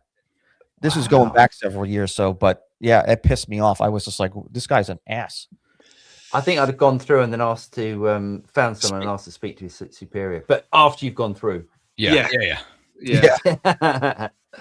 Decker, even your regards, hype. At the moment, we can only hype 3 videos each week. Thanks to help the video reach the audiences. Nice. Oh, okay. That's a neat feature. Well, as long as those 3 are on my videos, it's all good. Pet, all this talking of shit is giving me semantic satiation. Sticking with the theme, Wales, where the streets are paved with cheap shit. Oh, do you get that in Wales? Yes. Oh yeah. You do other things. Moving on. Funky bass. The same silicon in the drunk dumb person's the same silicon in the diodes. Very good. Very good. It's all sand to you and me, Gov. Have you guys tried any of the Kernon pedals? Yes, I've got 2 of them. I've debated trying some out, which may help consolidate my fuzz OD modulation. I haven't tried the modulation. I've got the fuzz and the overdrive. Yeah, they're really good. Nice. The Stormtrooper one's brilliant. Yeah. Speaking of trems, what is you guys' favorite floating trem? Goto 510. That's a really good one. The one that's on that. That's like a Goto 5. Oh, on the Eggle, that's a Wilkinson. Yeah. I like a bunch of different ones. I like the Wilkinson. I like the Goto. But I tell you what, the Vega Trem is really good. Even though I poo-pooed it with the springs and I was fighting with it, I changed the springs out. The thing stays in tune. It does, doesn't it? Funny how we're not saying Floyd Rose, isn't it? Well, I'm going to be even worse. I'm going to be the grandpa of the group. Any really good quality 6-screw Strat trim. Yeah, nice. Electrical Works. Charity says we use the Shaw SRH 2048 and the 440 at the NAMM booth last year, and they're surprisingly good. Closed back and good for tracking anyway. Okay, so he's talking about headphones. Yeah, headphones, nice. Yeah. Cheers, Chaz. Yeah. Brett Revival. Also listened to a lot of MJ again lately. David Williams is such an underrated guitarist. Together with PJ Jr. Was that Paul Jackson Jr.? I think it's got to be. Yeah. The most fun guitarists that were around, yes. Which also means I was right thinking MJ meant Michael Jackson. So yes. Yeah. I also like the stuff he did with Matt Lucas as well. Underrated guitar work in Michael Jackson. You're never music. going to get that. You're never. I know they're not going to get it. He's got English jokes. Do you know the funniest? You said something really funny the other day. It's one of the only funny things you've ever said. and I can't remember what it was, but it was really good. And you don't go on about that. But Yeah, no, there was something really funny you said the other day. I'm trying to remember what it is. I said something actually funny. It was actually funny for once. It was, yeah. Chaz, the PreSonus Quantum series interface solid units. Yeah, I use the Quantum for captures, actually. Got one down there. And we did a video with PreSonus at Core Studios a little while ago, or a long while ago now, using all quantum interfaces. It was back to shit. Yeah, there we go. Recorder 64. I recently got Adam H closed backs, good for tracking, and Hi-Fi Man Sandra open back, good for mixing, both around 130 to 160. Better than Bayer's I've used before. Cheaper Audio Technica ATH. Okay, too. Nice. Yep, they are good. Yeah. Hey! Headphone names, headphone model names are crap, aren't they? They're still better than Ibanez model names. I was about to say they're nearly as user friendly as Ibanez. Maybe not for studio tracking and stuff, but I love my grottos for listening to music. Oh yeah. No, yeah, nice. There you go. There's an interesting I only have like 2 examples off the top of my head, but there is an interesting career path between people that worked in headphone pro audio, that kind of world, into guitar amp making now. You get Mario at TWS, Tube Workshop. You've got Arno with Dilia amps. He's he worked at Lewitt Audio. So maybe he still works at Lewitt, because I don't think he's making amps full time yet. Maybe I'm wrong, but yeah, there's an interesting lane there. I recognize the name. I've met him at Lewitt. Yeah, he worked or works at Lewitt. Oh, cool. Joe, Bash Batone. Hello, mate. He says, hello, drinks on me at the Marriott Wednesday night. We were out Wednesday night. There's a mate. We were out Wednesday night. We are at Wednesday, but we'll start. We'll get in we early. can pregame at the Marriott. It'll be fine. With pregame, yeah, Joe. Yeah, if we can make it earlier, we are there, my friend. We've got to be away by about 6:30. Okay, I can get at least 3 drinks in between like 6 and 6:30. Absolutely. Oh yeah, yeah. Cheers, Joe. Yeah, we'll see you there, mate. What'd you say, Vim? I said I'll be flying in. I'll be there, and I land in the afternoon, so I'll be there early. You'll be there. You'll be there for the whole event. Good. Amber, FM3 versus AM4 plus VP4. I still think you're going to get more out of the FM3, aren't you? Yeah. It's also going to be cheaper. Yeah. And it's all in one thing. And it's all in one thing. And the FM3 is more rugged. It's more roadworthy. It's, built like a tank was the next phrase. Yeah. By the time you pay for an AM4 and a VP4, I think you're better off looking at a used FM9. I think that's right there. Yeah.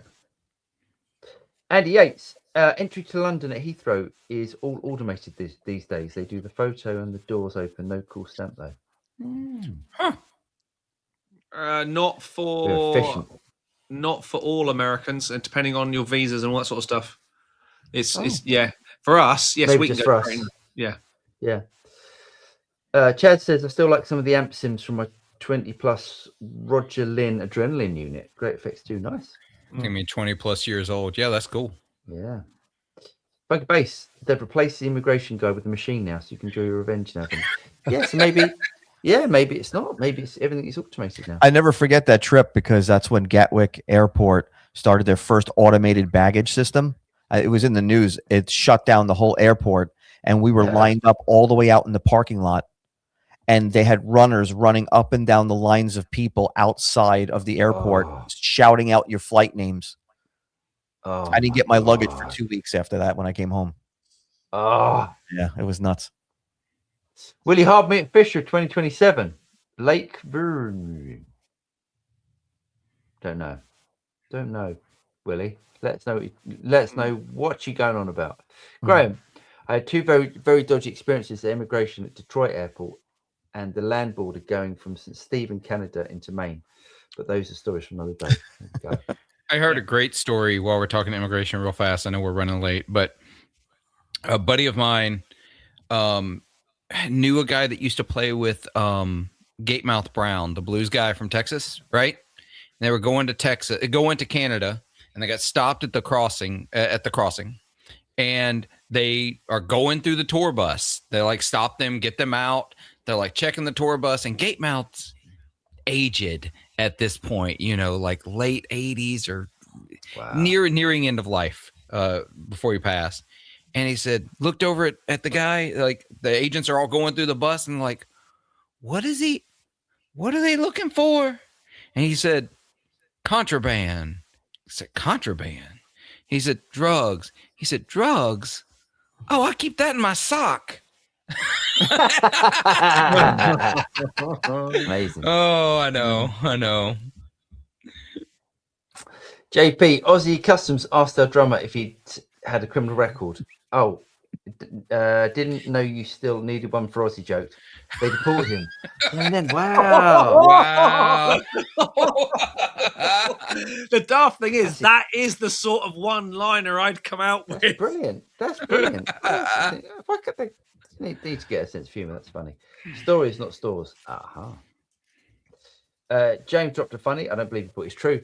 It's true. It was once. Don't expect it again. It's one time. It was once. Gosborn, love the new Victory MKX. Interested to know if the Fractal FM9 could be used to switch the 3 channels on the MKX. That would be a killer hybrid rig. I don't know if it can do 3 channels. It's got 2 amp switch outputs, isn't it? Well, the FM9. FM9. I don't know. But yeah, that sounds cool idea. Willie, Weatherspoons in Cumbernauld closed recently sucks. Oh, mate, I feel sorry for you. Can't imagine Willie without his session at Spoonies. Isn't Cumbernauld where we send vast amounts of money twice a year? Because that's where the Inland Revenue are. Oh, is it? So yeah, Weatherspoons is our very, very, very cheap pub. Gotcha. Chain of pubs.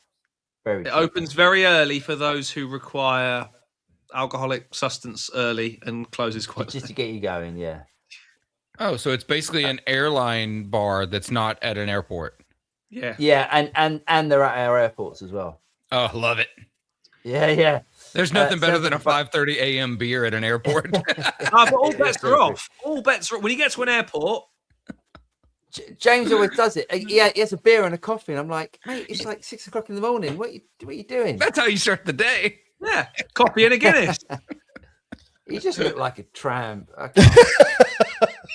Just can't. I mean, give it until maybe with my breakfast burrito as well. Normally, breakfast burrito. Yeah, nice. I would totally shit the plane. There we go. We're back. Yeah, we're back on that. That's worse than what I was talking about. Andy, yep, I was visiting from the US, but you're right. It's only certain countries. There we go. Willie Hardmeat. It's a lake in Wales. Just thought I'd give it a shout. Oh, nice one, mate. You give your you give it a shout out. You're Scottish anyway. Why are you giving Welsh lakes a shout out? It used to be James' tax office closed 10 years ago. There we go. Where's my money going then? Have you noticed all the speakers around your room? Yeah. JP, do not do the one-liners to customs. Our drummer had to fly back to UK, go to Oz Embassy and apologise by letter. They allowed him back. Wow. Oh, that's terrible. That was Jokey's better. What a job's worth deporting the laddie. Yeah, absolutely. Yeah. Right. There we go. Here we go. Done. Stupid comments of the week.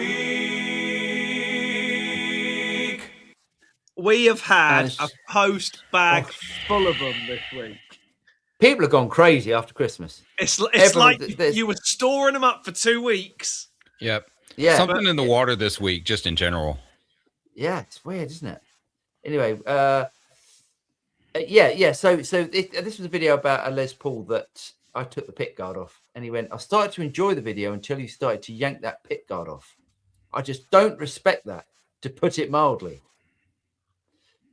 And I said, most people enjoy my vids to about 30 seconds. So congrats, you got that far. And that, boys and girls, was Stupid comment of the week. There you go. Well, over a piece of plastic. I feel like there could have been a lot of honorable mentions this week. Oh, there's been dozens. Yeah. There's been some great ones. So Paul and I fly next Tuesday on my birthday.